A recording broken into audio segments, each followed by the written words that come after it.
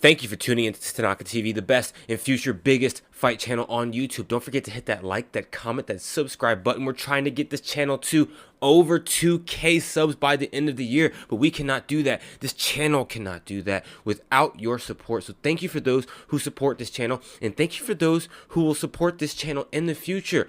I truly appreciate it. Now, let's talk about the departure of the great Holly Holm from the UFC. I remember when Holly Holm first entered into the UFC, and mind you, she had a bunch of hype prior to joining the UFC, and she joined the UFC in 2015. We're talking 10 years ago, and the first fight she had was against Raquel Pennington, who she beat. Other notable mentions of women she beat was Betch Kohara, Megan Anderson, Raquel Pennington twice, Irene Aldana, and of course, we cannot forget Ronda Rousey, the kick heard around the world. Probably one of the biggest and most impactful knockouts in UFC history. We're talking about Ronda Rousey, who was on a tear, who seemed to be unbeatable. Ronda Rousey was out here finishing girls in less than a minute, in less than 30 seconds. Less than 45 seconds. That was Ronda Rousey, and Holly Holm went in there and put on one of the best women's performers, one of the best coming to the moment performances ever. That was Holly Holm. For sure, one of the biggest dark horses in her division, in her time of being in the UFC. Not to mention her boxing accolades, her kickboxing accolades, and then what she has done in the UFC.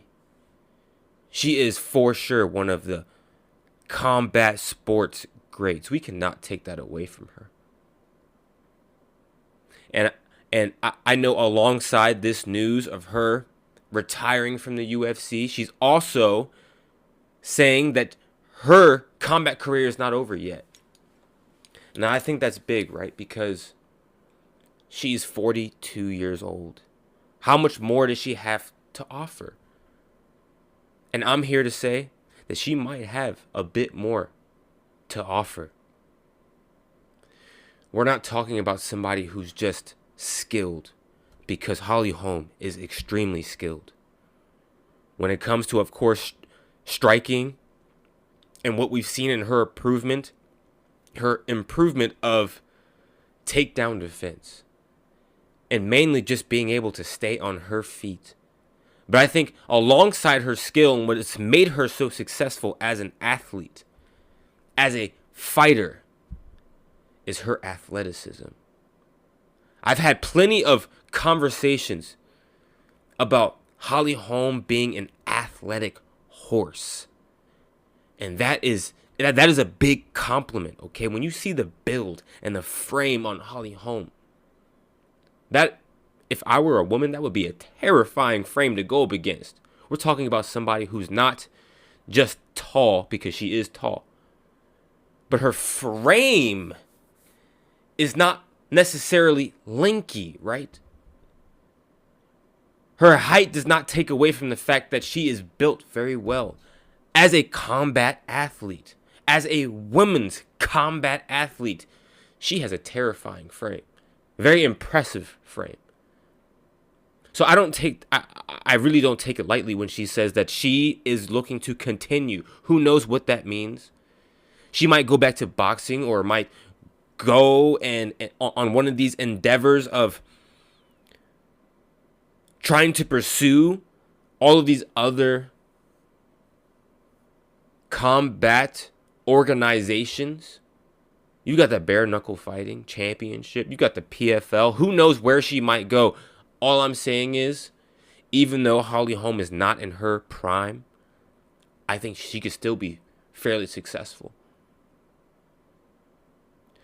Holly Holm, even in her losses when it comes to the UFC, were legendary. When she fought Misha Tate, when she fought Amanda Nunes, Cyborg,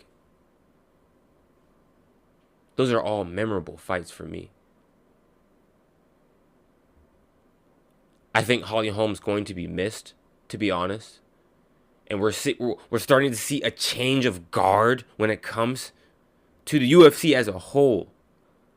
But if we're going to pinpoint specifically on the women's divisions, we've got Amanda Nunes who left. Ronda Rousey has left.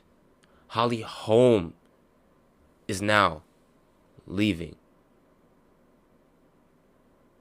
This leaves a lot of room for other women to come up and prove themselves. I'm here for it. But as far as Holly Holm goes, I wish her nothing but the best. She was a phenomenal asset to the UFC.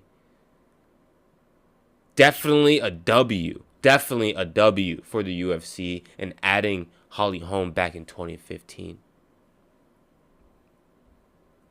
So thank you, Holly Holm, for what you have contributed to the UFC, to combat sports, not just the UFC, but combat sports as a whole. And I look forward to seeing you and what you continue to do in the combat sports world.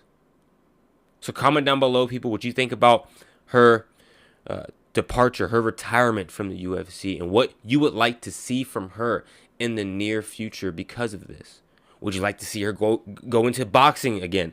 Kickboxing? Would you like to see her go into bare knuckle fighting or maybe PFL or something along the lines of combat sports in general? I would like to know.